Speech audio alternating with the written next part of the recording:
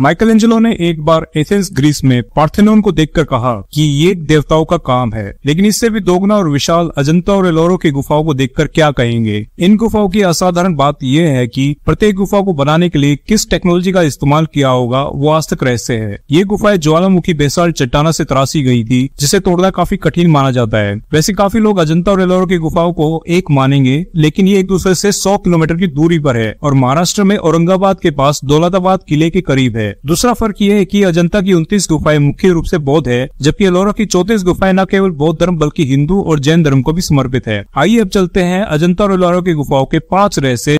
Mystery number 5। ये है एलोरा में स्थित कैलाश मंदिर, जो आज भी लोगों के बीच एक रहस्य बना हुआ है। दुनिया भर के अन्य मंदिरों और गुफाओं की विपरीत ये मंदिर पत्थर की शिलाओं को जोड़कर नहीं बनाया गया था। इसके बजाय एक पूरे पहाड़ को ऊपर से नीचे तक खोखला कर दिया गया था। आर्कियोलॉजिस्ट का तो मानना है कि कैलाश मंदिर एलोरा गुफा के अन्य मंदिरों से भी पहले का है। इस विशाल स्तंभ को देखिए, इसकी ऊंचाई 100 फीट से अधिक है और इसकी तुलना में मनुष्य कितने छोटे दिखते हैं। जरा कल्पना कीजिए कि इस स्तंभ को बनाने के लिए कितनी चट्टानों को हटाया गया होगा। अनुमान है कि 4 लाख टन से भी अधिक चट्टान की खुदाई की गई थी। क्या तुम्हें लगता है कि इसे छेनी और हथौड़े से खोदा गया हो? सब मामला तो ये बनती है कि कैलाश मंदिर का निर्माण किसी एडवांस सिविलाइजेशन द्वारा किया गया था। Mystery number 4।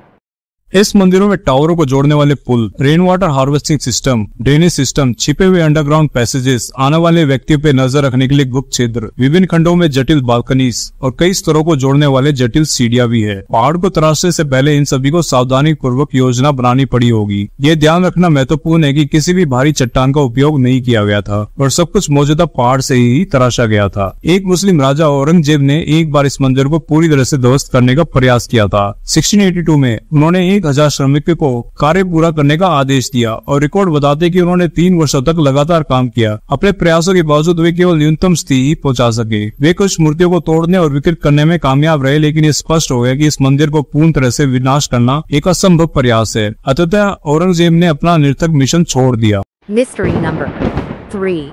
एलोरा गुफा के भीतर एक ऐसी गुफा है जिसे दुष्ट गुफा कहा जाता है। आर्कियोलॉजिस्ट और इतिहासकार द्वारा इस विशेष गुफा को बौद्ध गुफा के रूप में मान्यता दी गई है, लेकिन इसमें आपको बुद्ध की एक भी मूर्ति या एक भी स्तूप नहीं मिलेगा। इस गुफा के केंद्र में बलि अनुष्ठान से जुड़ी एक वेदी पाई गई, जिन्हें बाली पीतम के नाम से जाना जाता है, जो कि पारंपरिक रूप से जानवर और मानव बलि के लिए उपयोग की जाती थी, जो बौद्ध भिक्षुओं की प्रथाओं से बहुत अलग है। यदि ये गुफा बौद्ध उद्देश्यों के लिए नहीं बनाई गई थी, तो इसका वास्तविक कार्य क्या था? लोक कथाओं के अनुसार जो भी लोग रात के समय इस गुफा में प्रवेश करते थे, चाहे वह इंसान हो जानवर, उन्हें एक अलग लोक में ले जाया जाता था, जहाँ पर उन पे हर प्रकार के टॉर्चर और एक्सपेरिमेंट्स किए जाते थे। गुफा की दीवारों पर अजीबोगरीब छेद सामने आए हैं, जो कि महज छेद नहीं है बल्कि मजबूत रॉक क्लैंप है, जिसका इस्तेमाल दीवार पर किसी भी प्राणी को बांधने के लिए किया जाता था। स्थानीय लोगों का दावा है कि लोगों को इन दीवारों से उल्टा बांध दिया जाता था, जो कि 12 फीट तक की ऊंचाई पर होता था। हैरान करने वाली बात यह है कि इन कक्षों में ऐसे दरवाजे थे जो पूरी तरह से सील कर सकते थे, जिससे प्रकाश और वायु के जाने की जगह तक नहीं थी। क्या इन छोटे कमरों को जिनकी दीवारों पर क्लैंप लगे हुए थे, कारावास या यहाँ तक की टॉर्चर के लिए उपयोग किया जाता था? गुफा के भीतर बलि वेदी की मौजूदगी और भी सवाल खड़े करती है। एलोरा गुफा परिसर के किसी अन्य हिस्से में ऐसी कोई वेदी नहीं पाई जाती है। क्या ये गुफा मानव बलि का स्थल रही होगी? क्या इसका प्रयोग यातना और संभवतः हत्या के लिए भी किया जाता होगा?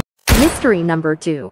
बहुत कम लोग ये जानते हैं कि एलोरा गुफाओं के भीतर एक सीक्रेट अंडरग्राउंड सिटी है। सुरक्षा गार्डों से मिली जानकारी के अनुसार एलोरा गुफाओं में कई भूमिगत सुरंगें हैं, जो धीरे धीरे इतनी संकीर्ण हो जाती है कि उसमें मनुष्य प्रवेश नहीं कर सकते, और उन सभी सुरंगों को दरवाजों से सील कर रखा है। ये भूमिगत सुरंगें किसी एक क्षेत्र में केंद्रित नहीं है, बल्कि एलोरा के विशाल विस्तार में कई मील तक फैली हुई है। इससे एक पेचीदा सवाल उठता है, यदि मनुष्य इन सुरंगों में प्रवेश नहीं कर सकते, तो इन संकीर्ण मार्गों को कैसे और क्यों बनाया गया? संभावना यह है कि इन मनुष्यों के लिए बिल्कुल भी नहीं बनाया गया होगा, बल्कि शायद मनुष्यों से छोटे एक्स्ट्रा टेरिस्ट्रियल्स के लिए बनाया गया। अब इन एलोरा गुफाओं की नक्काशी को देखें, जिसमें छोटे आकार के नागाओं या नाग देवताओं को बुद्ध के नीचे बैठे दिखाई देते हैं, जो भूमिगत अस्तित्व को संकेत देती है। एलोरा गुफा परिसर को जो चीज अलग करती है वह है परिसर के भीतर विभिन्न धार्मिक मंदिरों में भूमिगत रूप से दिखाई देने वाले नाग देवताओं और मानव की निरंतर उपस्थिति। इन नक्काशियों में भूमिगत स्तरों की उपस्थिति एलोरा गुफाओं के नीचे एक अंडरग्राउंड सिटी के अस्तित्व का सबूत देती है। Mystery number 1।